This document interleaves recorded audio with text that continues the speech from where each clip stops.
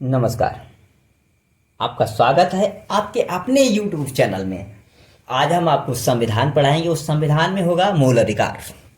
तो मूल अधिकार हम आपको बताएंगे कि हमारे संविधान में मूल अधिकार कब और किसके माध्यम से जोड़े, किस रिपोर्ट के माध्यम से जोड़े। कभी कभी परीक्षाओं में आता है कि मूल अधिकार किस रिपोर्ट से जोड़े गए।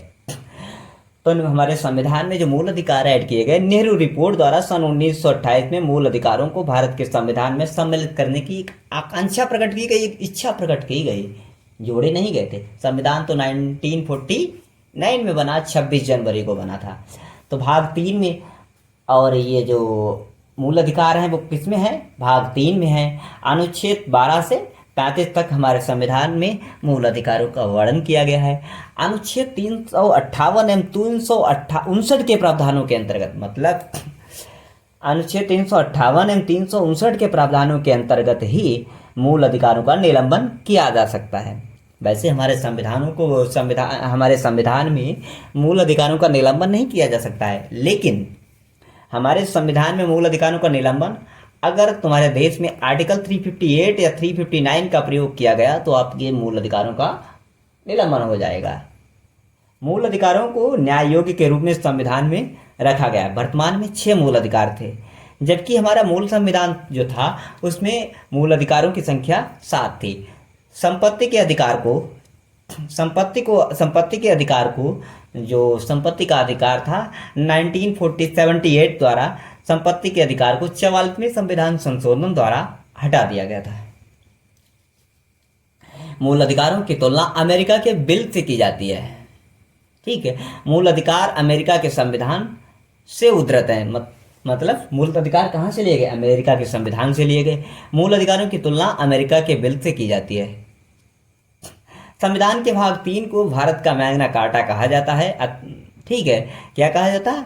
संविधान के भाग 3 को भारत का मैग्ना कार्टा कहा जाता है।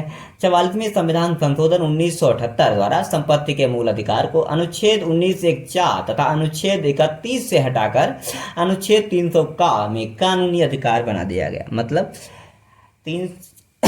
हमारे देश में जब 44वां संविधान संशोधन मेरा किया गया था, 44वां संविधान संशोधन किया गया था, कब किया गया था? 1978 द्वारा। तो संपत्ति के अधिकार को अनुच्छेद 19(1)(4) तथा अनुच्छेद 31 से हटा दिया गया। उसकी जगह पर अनुच्छेद 300 का में एक संपत्ति का वैधानिक अधिकार दे दिया गया, हमें कानूनी अधिकार दे दिया। अब हमारा मौलिक अधिकार नहीं है, क्योंकि ऐसा तब हुआ था क्योंकि जब प्राइम मिनिस्टर जो हमारे देश की इंदिरा गांधी थी, तो वो लैंड सीडिंग कर रही थी। मतलब बड़े बड़े रईस जो थे उनसे ज़मीनें छीनकर गरीबों में मतलब दे रही थी, उनको ज़मीन लैंड सीडिंग कर रही थी। तो क्या हुआ कि जो भी जाता था वो आर्टिकल 32 लेता था और सुप्रीम कोर्ट में खड़ा हो जाता था, बोलता था हुजूर ये तो मेरा मौलिक अधिकार है। हुजूर भाई साहब भी चक्कर में पड़ गए। तब प्राइम मिनिस्टर मैडम ने सोचा अगर ये इसी तरह हम करेंगे तो हमारे आगे मतलब सुप्रीम कोर्ट खड़ा होगा। तो सुप्रीम कोर्ट से बचने के लिए मैडम प्राइम मिनिस्टर ने क्या किया? संविधान संशोधन किया। और संविधान संशोधन किया तो इस मूल अधिकार को कहाँ ले गई? कानूनी अधिकार में डाल दिया जाकर। इसका बहुत लंबा प्रोसेस है, किसी दिन बताएंगे आपको। मूल अधिकार न्यायोचित है। इन अधिकारों का हनन होने पर आर्टिकल 226 हाई कोर्ट और आर्टिकल 32 के तहत सुप्रीम कोर्ट में जाया जा सकता है। मूल अधिकारों को सर्वोच्च न्यायालय गारंटी व सुरक्षा प्रदान करता है। मूल अधिकार व्यक्ति को सर्वोच्च न्यायालय द्वारा गारंटी व सुरक्षा दी गई है।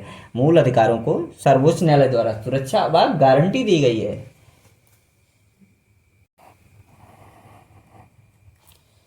मूल अधिकार व्यक्ति को राज्य के खिलाफ प्राप्त अधिकार है।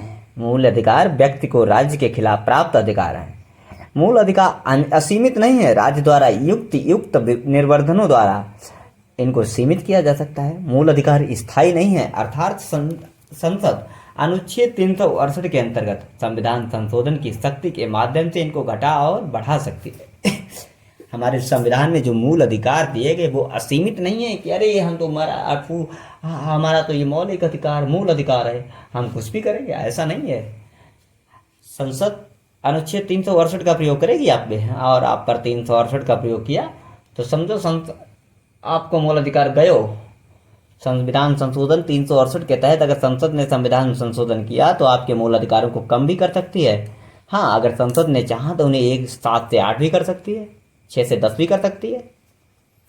राष्ट्रीय आपातकाल अनुच्छेद 352 के दौरान अनुच्छेद 20 व 21 को छोड़कर समस्त मूल अधिकार निलंबित किए जा सकते हैं। 1931 में कराची अधिवेशन में सरदार पटेल की अध्यक्षता में कांग्रेस ने एक घोषणा पत्र में मूल अधिकारों की मांग की थी, जिसका प्रारूप जवाहरलाल नेहरू ने तैयार किया था। अब आप लोगों को पता हो गया कि नेहरू रिपोर्ट किसने तैयार की थी। अनुच्छेद 14 से 18 तक समता का अधिकार है, ये हमारे मूल अधिकार हैं। अनुच्छेद 19 से 22 तक स्वतंत्रता का अधिकार है। अनुच्छेद 23 से 24 शोषण के विरुद्ध अधिकार है। अनुच्छेद 25 से 28 धर्म की स्वतंत्रता का अधिकार है। अनुच्छेद 29 से 30 सांस्कृतिक अधिकार व शैक्षणिक अधिकार, शिक्षा का अधिकार है। अनुच्छेद 31 संपत्ति के अनिवार्य अर्जन का अधिकार है, लेकिन कानूनी है भैया। अनुच्छेद 32 संवैधानिक उपचारों का अधिकार, मतलब ये अधिकार अगर हमारा कोई मूल अधिकार हनन हो रहा है, मूल अधिकार का हमारे हनन हो रहा है तो हम सुप्रीम कोर्ट सीधे जा सकते हैं, उसका दरवाजा खटखटा सकते हैं और बोलेंगे हुजूर यहाँ हमारा मूल अधिकारों का हनन हो रहा है, तो सुप्रीम कोर्ट हमारी अर्जी सुनेगा। अनुच्छेद 33 से 35 मूल अधिकारों के से संबंधित अन्य उपबंध जो दिए गए हैं वो हैं। इतनी सारी मैंने लिखा है, ये सारे देखो। अब इनको किसी दूसरी वीडियो में रखें, क्योंकि एक तो वीडियो वैसे भी ये कट हो गई थी अभी, तो ठीक है। अब हम इस वीडियो को मर्ज करके दूसरी वीडियो में डालते हैं, तो दोनों वीडियो मर्ज हो जाएंगी। फिर हम इसके बाद में जो अधिकार बचेंगे उनको हम कल फिर अगली वीडियो में पेस्ट करेंगे। Okay, thank you, bye bye.